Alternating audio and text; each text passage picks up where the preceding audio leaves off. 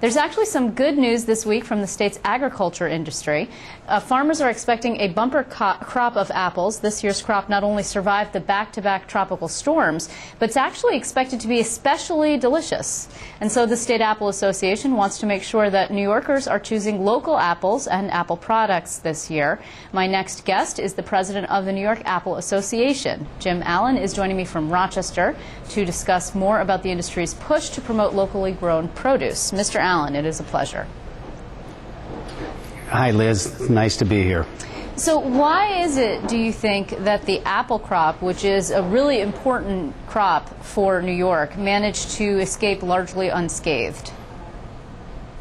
Well, it wasn't 100% unscathed. Unfortunately, we did have some damage in some isolated areas.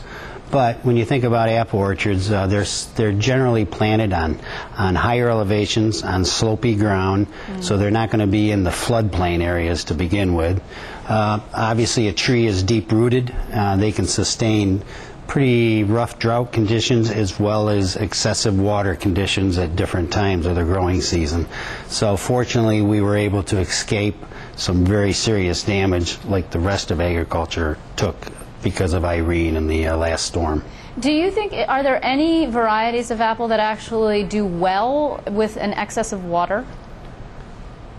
Well, they all thrive on moisture because it's the excess water that certainly sizes the fruit. But at the same token, we had pretty warm and hot, dry growing conditions in July, which that in return helps elevate the sugar levels in the fruit. So that's why we can say this year, despite all the rain, we're going to have very high sugar levels on our apples, which gives us, just a higher flavor. Can you explain for us where the apple ranks in all of the crops that are grown in New York? Well, in New York State, as you well know, agriculture is the #1 economy. Right. In that top 5, you've got 3 dairy categories, and then you have ornamental horticulture, which consists of bedding plants and landscape, and then apples. So we're about number 4 or 5 in the top 5. And what does that translate to in terms of bushels? In bushels, we are growing approximately 30 million bushels a year. That's number 2 in the United States. Our 5-year average is just about 30 million, and I think this year will probably be close to that number when we're all said and done with.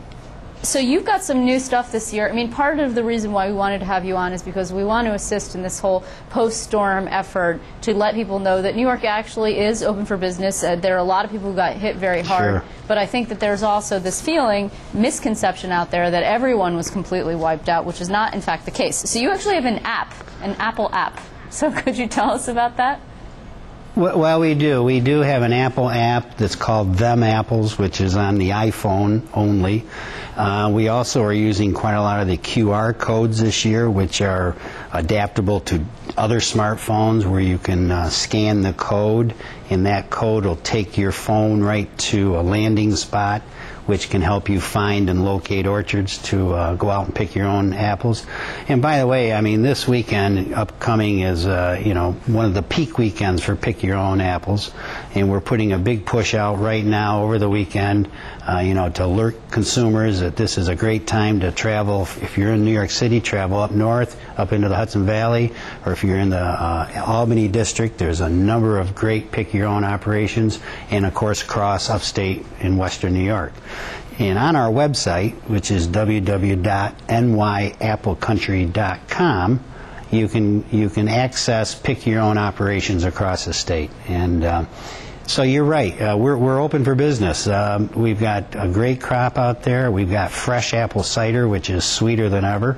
And a lot of these roadside or farm markets have different activities, hay rides, and so on and so forth. So, it's a great family tradition to go pick your own apples, especially New York State apples. And just before I let you go, tell me about the Zestar, which I have actually never heard of. Well, Yeah, the Zestar is, we have a lot of fun with that variety because we like to advertise that we have apples from A to Z, and the Zestar being an apple that's been around for a few years, but it's really starting to come into its own this year.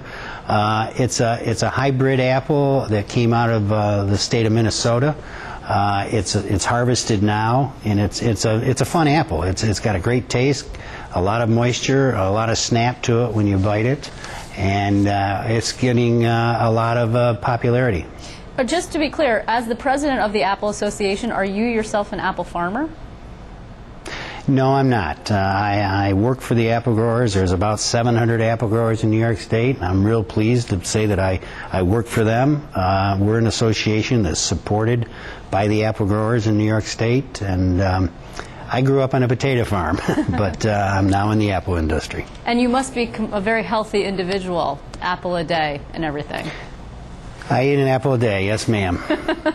Well, I want to thank you very much, Jim Allen. It has been a pleasure speaking with you, and hopefully people will check out your new online tools to help them, and it's supposed to be nice this weekend, so thanks very much for joining us.